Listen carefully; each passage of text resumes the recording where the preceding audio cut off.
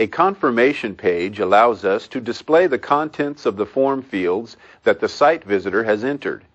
Then, if necessary, our site visitor can return to the original forms page that contains the form and change the fields appropriately. Now let's create a confirmation page for the forms we've created. While in the page view, we'll select the New Page button and a new page opens. On our page, we'll type Comments about our site and press Enter to form a new line. To display the information back to the visitor from one of our forms, we'll open the Insert menu, select Component, and in the flyout, choose Confirmation Field, and the Confirmation Field Properties dialog box opens. With the cursor blinking in the Name of Form field to confirm, we'll type Comment and choose OK.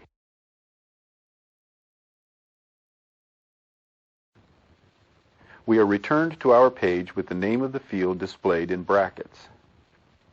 When our confirmation form is displayed to our site visitor, the field will display the visitor's comments about our site. Let's finish with our confirmation page. We'll press Enter to form a new line, then type, Have you ever visited our site before? Press Enter to form another new line. Then we'll open the Insert menu,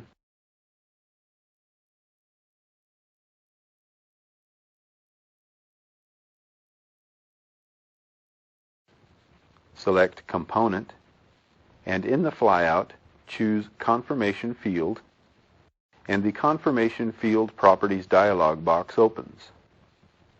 With the cursor blinking in the Name of Form field to confirm, we'll type Options. We'll press Enter to form a new line one more time, then type, Which is your favorite Beanie Baby? And press Enter to form a new line. Then we'll open the Insert menu, select Component, and in the flyout, choose Confirmation Field. Confirmation Field Properties dialog box opens. With the cursor blinking in the Name of Form field to confirm, we'll type Favorite and press Enter.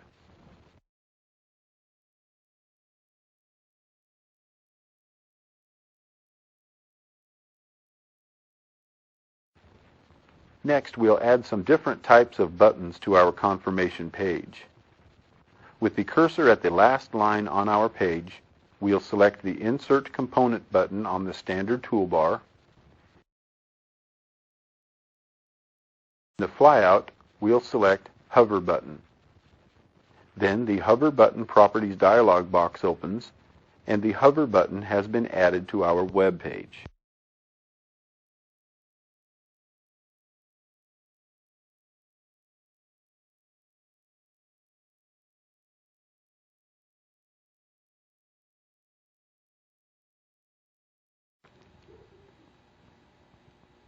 A hover button allows us to add animation to our web pages without scripting them. A hover button usually contains a hyperlink to another page or file contained within our site. However, when a site visitor points or clicks a hover button, the button can change in a way we specify. Let's edit the transitional effect for our hover button. First, we'll assign our hover button a proper name. With the button text box highlighted, we'll type Home. Then we'll select the Font button, and the Font dialog box opens.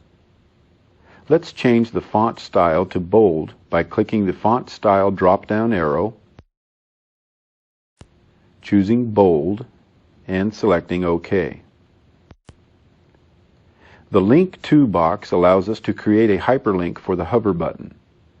To specify the link, we can type the URL, or we can select the Browse button and select the target page. We'll click Browse, and the Select Hover Button Hyperlink dialog box opens. Because we are going to link this page back to our home page, we'll select the Beanie Babies page and press Enter. We are returned to the Hover Button Properties dialog box with the Hover Button link to our Beanie Babies page displayed in the Link To box. The Button Color box allows us to change the button color. Let's click the drop-down arrow for color and select the red swatch. Now we'll select the effect that we want applied to our hover button. The Effect List box allows us to select the visual effect that will be displayed when a site visitor moves the mouse pointer over the button. We'll click the drop-down arrow and choose Reverse Glow. The next option we have for creating our hover button is the background color.